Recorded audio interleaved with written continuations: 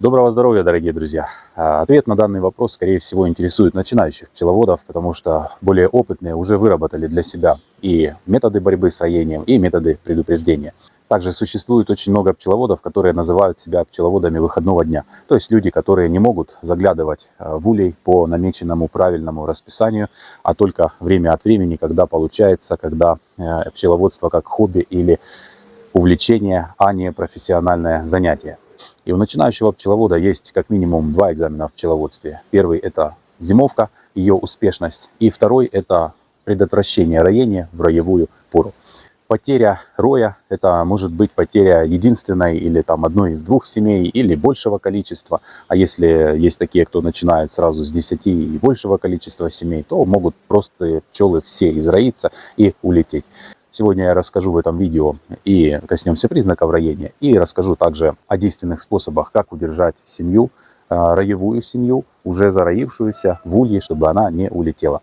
Среди признаков роевого состояния, как висящие на прилетке пчелы, если им там совсем мало места, особый гул и еще какие-то нюансы. Все это двоякие признаки. Одним из главных признаков первоначальных, которые вы можете заметить, это отсутствие строительства вощины. Вы установили одну-две рамки вощины, ее просто не тянут или слабенько дотянули. При взятке, при хорошей погоде строительства вощины нет.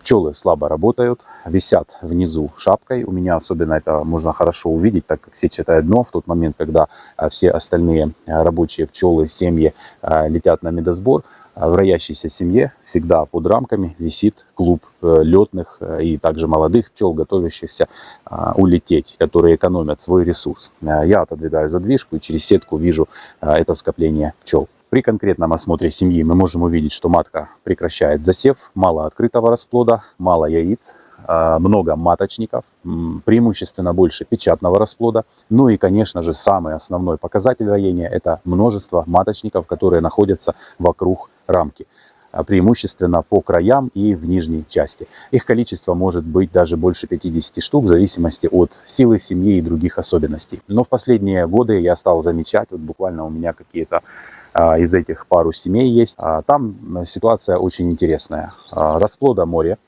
как печатного, так и открытого. Есть засев, матка работает, но есть роевые маточники. По своему расположению, количеству они не запечатаны, я их все разрушил. Этому предшествовала плохая погода, потому что действительно, ну вы видите, я стою до сих пор в куртке на календаре 23 мая. 2 дня был хороший медосбор, по 2,5 килограмма приносили семьи в среднем, а некоторые даже больше.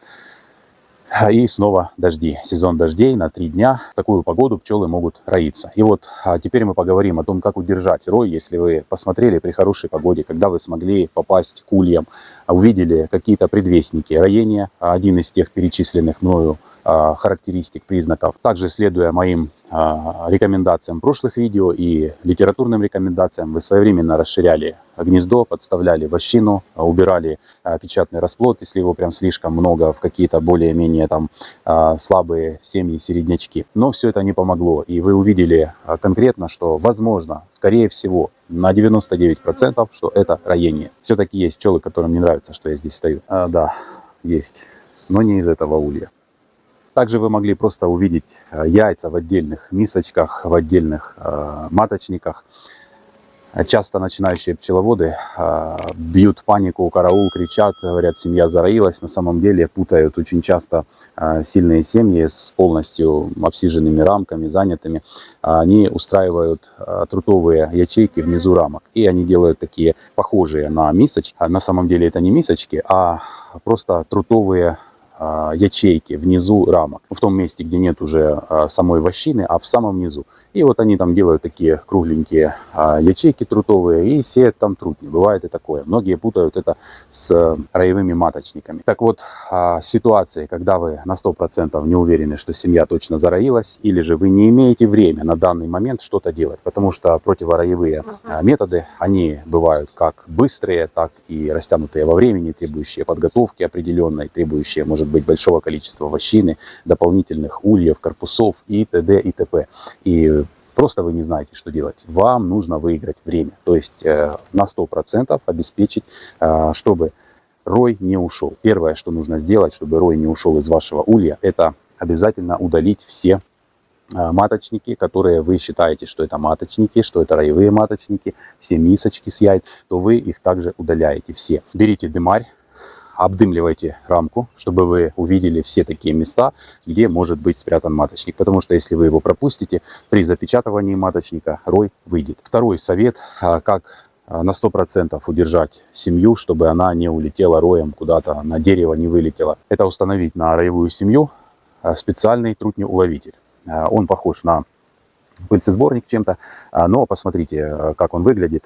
Он не позволяет пройти ни трутням, ни матке выйти из улья. Если вы его установите, то матка не сможет покинуть улей. То есть любой способ, который позволяет вам задержать матку в улье, ту старую матку, на которой они роятся, позволит вам удержать эту семью, если не выйдет новая молодая матка из пропущенного вами маточника. Итак, матку можно закрыть под колпачок, матку можно посадить в пересылочную клеточку, то есть любым способом ограничить ее в улье, чтобы она не смогла улететь. Ну и еще один из таких варварских способов, он безболезненный, конечно, для матки, обрезать ей одно крыло.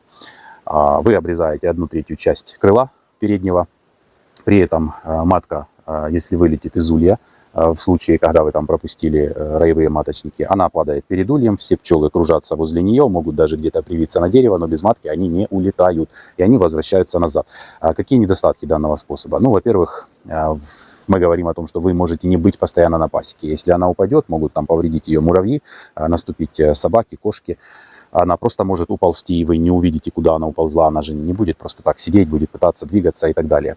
Даже залезть в какой-то другой улей, подняться, и при этом ее могут убить. То есть данный способ, он подходит, опять же, если вы проживаете на пасеке, у вас есть кто-то, кто увидит этот процесс, поймет, что что-то произошло. Тогда вы берете матку, можете посадить ее даже на рамку подвесить на дереве, образовать там этот рой и пересадить его сразу куда-то, уже как бы пойманным, да.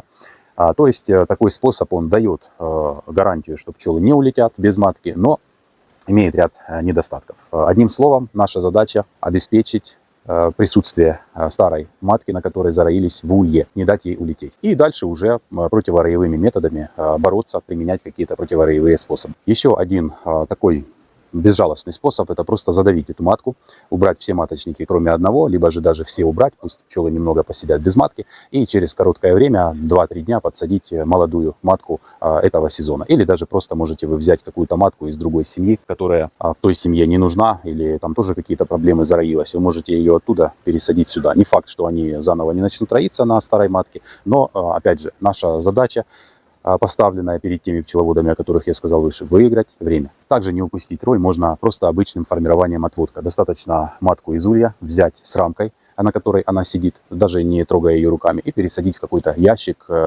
новый улей и так далее. Можно 2 рамки. То есть, по сути, сделать отводочек, 1-2-рамочный отводочек. Когда пчелы увидят, что матки нет и части пчел с ней нет, плюс вы вместо этих рамочек кинете пару листов вощины, семья сильно от этого не ослабнет, включится в медосбор, начнет работать, и вы сохраните и матку, сделаете отводочек, и семья также продолжит свое существование у вас на пасеке, а не где-то в лесу на дереве. Ну и последнее, что хочу сказать, что пришло на память, это создать этот рой, дать отроиться. Это если вы находитесь здесь, планируете быть здесь, видите, что семья на подходе. В день, когда запечатают маточники, или вот после такой пасмурной дождливой погоды, на следующий день, как только выйдет солнышко, часов в 11 рой вылетает, садится где-то на ближайшую грушу, яблоню. Главное, чтобы вы смогли на всех ветках достать, потому что бывает там где-то дерево высокое над крышей, могут и туда, то есть не всегда есть возможность снять рой. Обычно делается так: берется рамка суши, подвешивается там, где вам удобно, просто даже вы сами палку забиваете в землю или же привязываете вот там к какому-то забору. Как правило, покружив, матка садится на эту рамку. Есть еще специальные приманки для роев. Это не те приманки, которые в лесу мажете ловушки, а именно вот матка чувствует запах, садится туда, и все пчелы собираются на рамке. Вы даете семье реально отроиться, и потом используете уже силу этого роя, поместив его в новый улей и так далее, и так далее. То есть это уже как бы совершенно другие способы. Данное видео — это некоторое руководство по тому, как определить роение и как удержать семью. То есть это не способы противороевые, не способы борьбы с роением, это скорая помощь при обнаружении роевой семьи. Надеюсь, что было полезно. Если было полезно, пишите свои отзывы, я всегда им очень рад, благодарен. Ставьте лайки, и до скорой встречи. В следующих видео я обязательно расскажу о методах эффективных борьбы с уже начавшимся роением. Всем удачи, всем мира, здоровья, пока!